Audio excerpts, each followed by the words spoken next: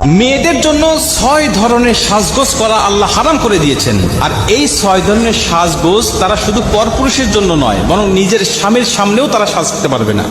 এই সাজগোজ করা আল্লাহ তার স্বামীর সামনেও হারাম করে দিয়েছেন এবং দুনিয়ার সকল মানুষের সামনে, এটা কারো সামনেই সাজতে পারবে না। খুব গুরুত্বপূর্ণ একটি বিষয়। প্রথম নম্বর বলছেন, মেয়েদের জন্য প্রথম নম্বর সাজগোজ করা হারাম, আর সেটা হলো তারা যেন ভ্রু অঙ্কন না করে, ভ্রু প্লাক না করে। এই ভ্রু প্লাক করাটা যে এত জঘন্য গুনাহ, আমাদের মা বোনরা এটা না বুঝে আজকে ভ্রু প্লাক করার জন্য প্রতিযোগিতা চলছে। বর্তমান বিজ্ঞান বলছে ভ্রু প্লাক করলে কি ক্ষতি হতে পারে চোখের। তারা এত এত ক্ষতির দিক নির্দেশনা দেওয়ার পরেও, পরামর্শ দেওয়ার পরেও কিন্তু আমরা এগুলো থেকে পিছপা হচ্ছি না। এটা তো দুনিয়ার ক্ষতি। যারা ভ্রু প্লাক করে, নবীজি সাল্লাল্লাহু আলাইহি ওয়াসাল্লাম তাদেরকে জাহান্নামী বলে আখ্যা দিয়েছেন। অতএব ভ্রু প্লাক করা এটা অন্য পরপুরুষের জন্য তো নয়, এমনকি তার স্বামীর জন্য কোনো মহিলা ভ্রু প্লাক করতে পারবে না।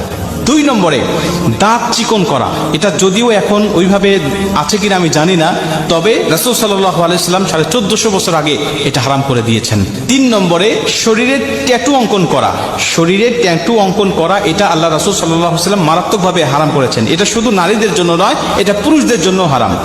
কোন প্রকার মুসলিম তার শরীরে ট্যাটু অঙ্কন করতে পারবে না, এটা হারাম। 4 নম্বরে কোন নারী পরচুলা লাগাতে পারবে না। পরচুলা এটা অন্য পরপুরুষের সামনেও নয় এবং নিজের স্বামীর সামনেও নয়। রাসূল সাল্লাল্লাহু আলাইহি ওয়াসাল্লাম বলছেন, পরচুলা লাগানো তো দূরের কথা, একটা মেয়ের মাথার চুলের ঝুঁটি কেমন হবে এটা নিয়ে রাসূল সাল্লাল্লাহু আলাইহি ওয়াসাল্লাম দিক নির্দেশনা দিয়েছেন, যে তোমার কাপড়ের উপর দিয়েও যেন কোনো পরপুরুষ আন্দাজ করতে না পারে যে তোমার মাথার চুলটা কত, তোমার চুলের ঝুঁটিটা কেমন।